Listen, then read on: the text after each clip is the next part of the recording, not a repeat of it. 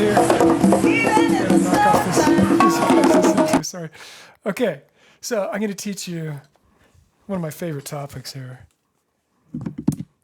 And I didn't want to do this. I wanted to just go straight into playing drum beats together and like helping you build that skill. And I realized I might be responsible for getting you injured if you don't know a basic technique for how to hold the stick and a basic technique for how to play the bass drum. So I'm going to teach you those things. I did a French grip and a German grip video, and I like them. I worked on them for like retake for hours, and I did them on 2 different nights. But the thing I realized was, if I'm teaching you how to start to play drums, what do you care about all these other grips? You care about the one you're going to learn. The one you're going to learn is going to be tough enough. So, but I can shortcut that for you by just helping you see some things and then kind of playing along with you. So I'm going to do 3 videos on the American grip. The first one is going to be about the fulcrum. The second one is going to be about putting your fingers on the stick, and a second fulcrum, which is kind of a loop fulcrum for the American grip. It's like an oval. And the last one will be like tapping on the drum with free strokes with the mannequin grip. I call this the mannequin grip. And it's how to use centrifugal force to hold the stick instead of gripping onto the stick. So it's the open-handed free grip technique. So free stroke, American grip technique. Excuse me about that free grip thing. Go back and delete that for me and send me the edited version. Okay, so here we go. So I got this camera over here. I can show you close up. Wrong camera. Okay, here we go. So let's see here. How can I do this? You can see it really well. It's kind of let's see, if I hold my stick straight up, it looks like it's curving down. So I'm going to move the camera like this. There we go. There's a straight up. Wait, let me look. Oh, camera's tipped.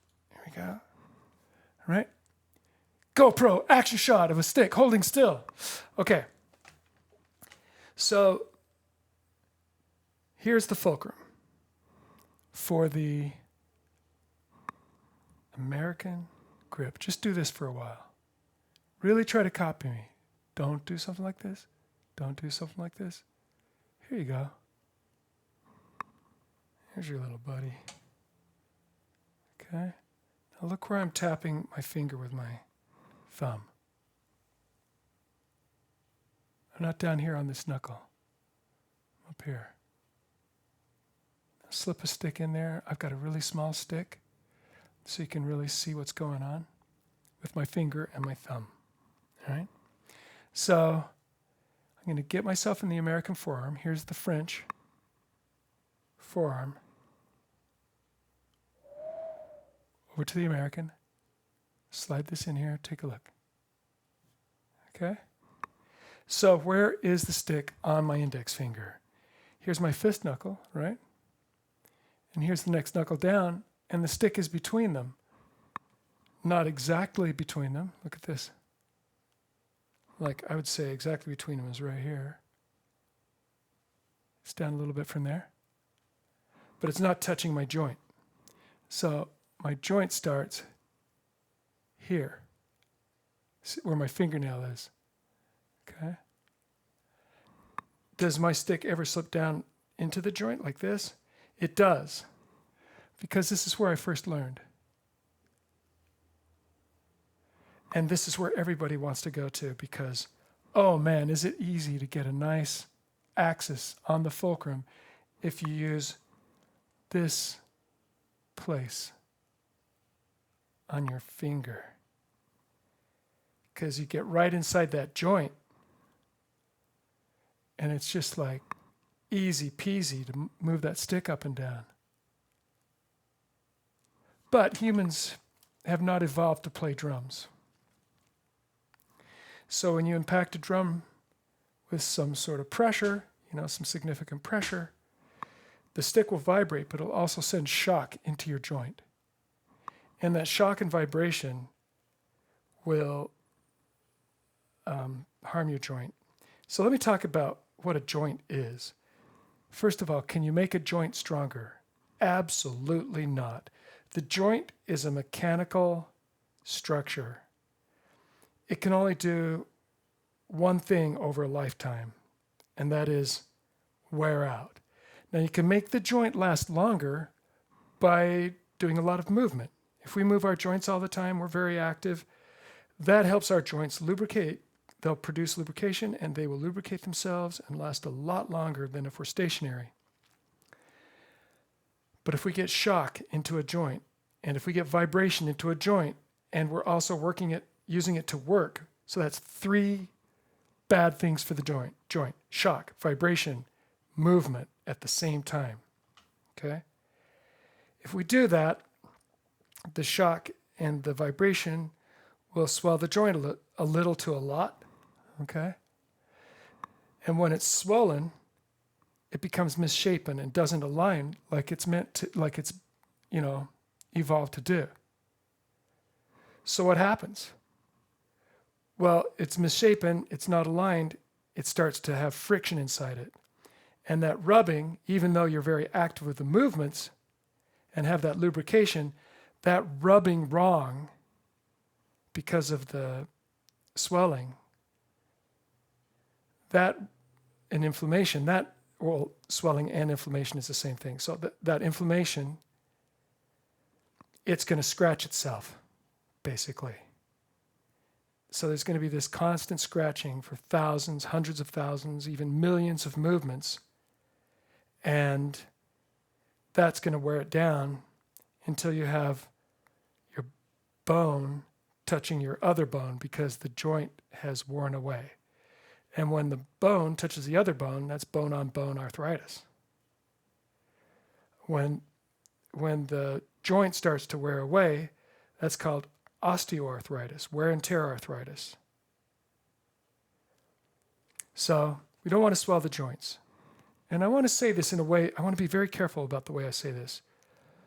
There was a speed metal drummers roundtable in Drum Magazine back in the 2000s. And all the guys interviewed said they had arthritis, and none of them were over 28 years old. And they didn't care. They were kind of like laughing it off because they're like, who would want to play drums after age 30? For them, playing drums was like live hard, go for the gusto, leave a good-looking corpse, die young. And, who'd want to play drums in a metal band, doing speed metal after they're 30? It's for kids, But African drummers, they say that the peak of an African drummer, a tribal drummer's career or playing capacity and ability and accuracy and, just when they're at their very best and most moving as drummers is between, this peak happens between age 45 and age 65. So, and I totally know that happened to me. All right, so that's when I slipped into my peak. And I don't want to go into all the details of all the things that, contribute to that peak. I just want to talk to you about arthritis and staying away from arthritis. Okay, so we've talked about this joint right here. This bone from this fist knuckle down to here is the strongest finger other than the thumb bone. Strongest finger bone other than the thumb. Okay? It's tough as nails. It's thick. And it's got the strongest muscle to the side of it and under it. So this is a great place to have your stick, especially when you are starting out, because you're going to make mistakes. So, this is a great place to have it. I also learned this way, and I learned this way. Now, I'll show you my first deformity from doing that. So, can you see how my finger is bent? It's like a carpenter's finger. It's bending in this way from this joint right here inward. How can I get you some contrast so you can see that? Because I'm looking at the camera, I can't see it. Let's see. Do I have a zoom on this camera? Yeah. Man, I can see it just plain as day when I look down at it. Sorry. So maybe the camera doesn't show it, but that's the first one that I want to show you here. Okay. So what else? Let's talk about the thumb. Okay. So I was taught that there's a place right here, and I'm quoting. Oh, I got a shadow on that God gave us for putting a drumstick. And it was facetious. It wasn't like, it was, what the teacher was trying to say was, man, this makes it easy. It's just like this place right here for putting a drumstick and getting arthritis, but it sure works great mechanically. All right. So you can see my deformity here from doing that. Let's see. You can see how it dips in, right? I got all these different contrasts here. So you can see how that dips in there. Okay, so what I realized, because then the nerves here became sensitive up here, I realized I saw a lot of drummers playing like this. Let me get that in the camera. Sorry, I better get out of this Zoom. It's just too... All right. So I saw a lot of drummers playing with the thumb on the side of their stick like this, and they were doing great. I did a kind of a hybrid. So I got onto my thumbprint here, not up here, but over here. I got onto that place, and it feels pretty good. I never hurt when I play here. All right. Let's change sticks. All right. Here's a Mike Balter mallet. This just lets you see a little more what's going on in my hand. So here's my thumb on the side of the stick. Like that. All right. This thing we're doing here, this place that's a hold between the thumb and my index finger, is called a fulcrum. It's the touch point between your thumb and your index finger. It's like in this fulcrum and in the German fulcrum, it's a teeter-totter place where it's as if you have an axle going through your thumb, through the stick, and into your index finger that lets the stick do this. And if you have a good fulcrum, if you're doing this right, you can barely hold on to the stick, and you can wiggle the stick and not lose it. It won't fall out of the fulcrum. What a lot of people have happen when they start doing this right now in one-on-one drum lessons is the stick goes back here into this top of this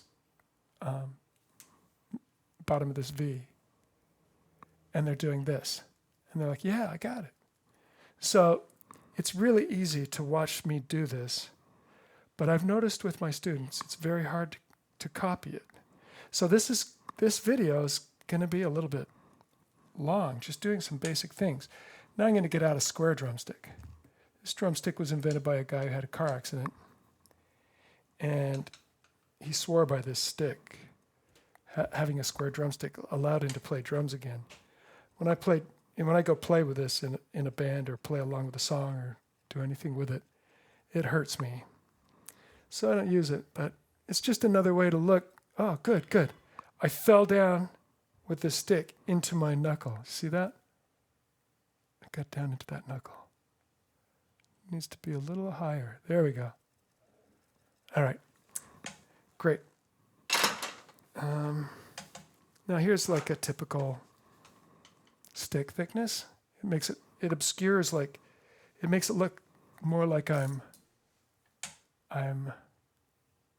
touching my knuckle when I'm not. That's why I wanted to do the small sticks first. So here's my knuckle. Here's the top of my knuckle. I can get my fingernail in there. And then the bottom of the stick is down by my knuckle, but it's not touching me. Because the stick rounds off, and drops lower than where the contact point is on the index finger. So that can be deceiving. Okay.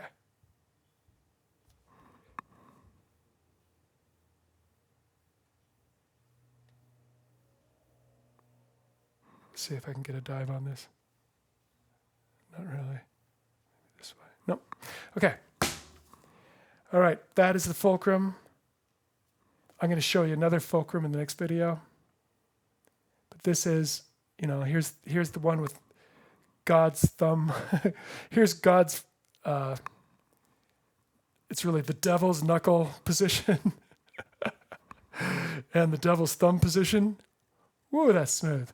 Here, the thing is, you could learn a lot faster if you do this. But then you get good. Then people want to play with you, or then you want to play songs, and it's really hard to give it up. It's just like cigarettes. Yeah, I should have demonstrated this with a cigarette. That would have been a perfect thing to hold in the American grip. All right. I don't smoke, though, so no cigarettes. So, next video, maybe I'll use this pipe. Something like that. I'm going to show you putting your fingers on the stick. All right. Thank you. See you in a sec.